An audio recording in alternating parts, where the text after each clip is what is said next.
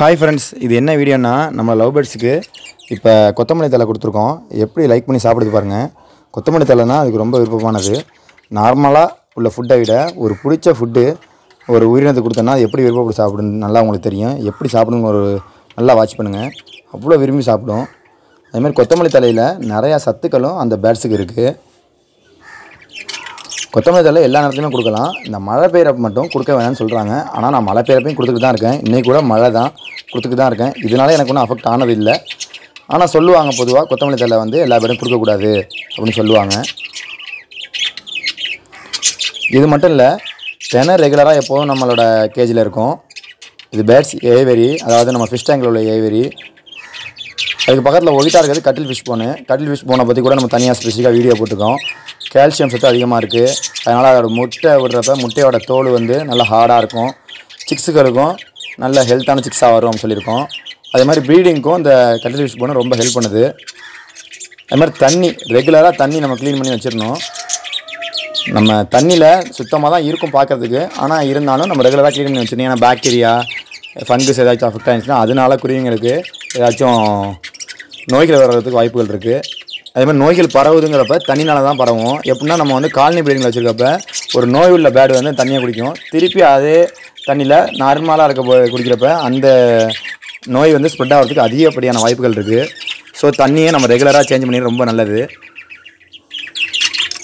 Birds ஏவியரில் சரியான sound இருந்தாலும் நம்ம பேசுகிறது கேட்குறதா என்னன்னு தெரியல. இருந்தாலும் கொஞ்சம் கொஞ்சம் நம்ம கேட்கும். நம்ம சொல்கிறேன். தெனை, தண்ணி, கட்டில் ஃபிஷ் போன், செங்கல் இதெல்லாம் ரெகுலராக எப்போதுமே நம்மளோட கேஜில் இருந்தாகணும். அடிஷ்னலாக இந்த கொத்தமல்லி தழை நான் வந்து இதை ஊற வச்சு கொடுத்துருக்கேன். கோதுமையெல்லாம் ஊற வச்சு கொடுத்துருக்கேன். அதுமாதிரி கொண்டைக்கல்லை ஊற வச்சு கொடுக்கலாம்னு சொல்கிறாங்க. இதுவரை நான் கொடுத்தே இல்லை. சோளக்கருது கொடுத்துருக்கேன், நல்லா விரும்பி சாப்பிட்ருக்கு. ஸ்வீட் கார்னும் கொடுத்துருக்கேன், நார்மல் சோளக்கருதும் கொடுத்துருக்கேன். ரெண்டையுமே நல்லா விரும்பி சாப்பிட்ருக்கு. கனாய் மீனோடு கிடைக்கிறதுக்கு முன்னாடி, அதாவது கட்டில் ஃபிஷ் போன் நமக்கு கிடைக்கிறதுக்கு முன்னாடி முட்டை இருக்குல்ல, நார்மல் முட்டை, கோழி முட்டையை உடச்சி தூளாக்கி மிக்சியில் அரைச்சி வச்சுருந்துருக்கேன். அதையும் நல்லா விரும்பி சாப்பிட்ருக்கு. எல்லாமே இந்த கால்சியத்துக்காக தான். கம்பு வச்சேன், கம்பு அந்தளவுக்கு விரும்பி சாப்பிடலை. அதுமாதிரி தினையும் வந்து தோலோடு இருக்க தினை தான் சாப்பிடுது. தோல் இல்லாத தினை வீட்டில் இருந்துச்சு, அதை கொடுத்தேன், அதை சாப்பிடலை. நல்லா விரும்பி சாப்பிடுது அப்படின்னா கொத்தமல்லி தழையை நல்லா விரும்பி சாப்பிடும், எப்பயுமே ஒதுக்காமல்.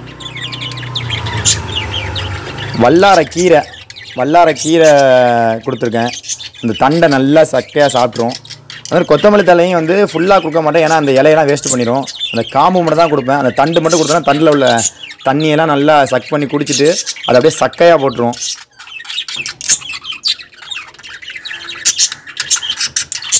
என்னோடய பேர்ட்ஸ் கேஜில் சண்டை வரும், அப்பப்போ சண்டை வரும். சண்டை எப்படி தவிர பண்ணால் கொத்தமல்லி தலையை காம்பு போடுவேன், நல்லா விரும்பி சாப்பிட்றப்ப அப்படியே சண்டை அப்படியே ரிலீஃப் ஆயிரும். நேற்று கூட ஒரு பேர்டு வாங்கிட்டு வந்து விட்டப்போ நல்லா சண்டையாக போட்டுச்சு. அதோட கொத்தமல்லி தலையை போட்டதோட அப்படியே ரெடியூஸ் ஆயிடுச்சு.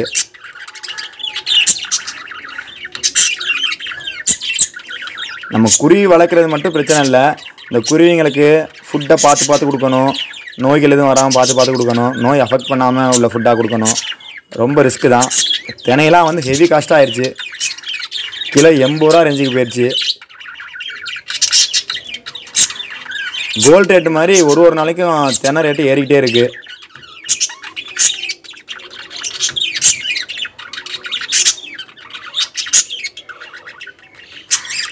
அந்த ஸ்பேங்கிள் பேர்டு வந்து இதுவரையும் கொத்தமல்லியை சாப்பிட்டதே இல்லை போல்.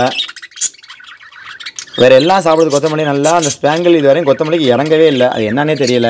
அதுக்கு பழக்கம் இல்லை, அதனால சாப்பிடல என்னன்னு தெரியல. ஏன்னா அது வந்து நம்ம ஷாப்பில் தான் வாங்கிட்டு வந்தோம். ஷாப்பில் தினையே போட்டு வளர்த்துருந்துருப்பாங்க. ஸோ அதுக்கு தெரியாமல் சாப்பிடாமல் இருக்கா என்னன்னு தெரியல.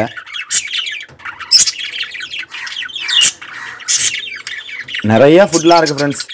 இப்போ தினை கேஜி கிலோ 80 ரூபா விற்கிது. கனா மீன் ஓடு வந்து கிலோ 500 ரேஞ்சு எடுத்துக்கிட்டு இருக்குது. கொத்தமல்லி தழை நார்மலாக காய்கறி ஷாப்பில் வந்து நம்ம வெஜிடபிள்லாம் வாங்கிட்டு நம்ம சும்மா கேட்டாலே கொடுத்துருவாங்க.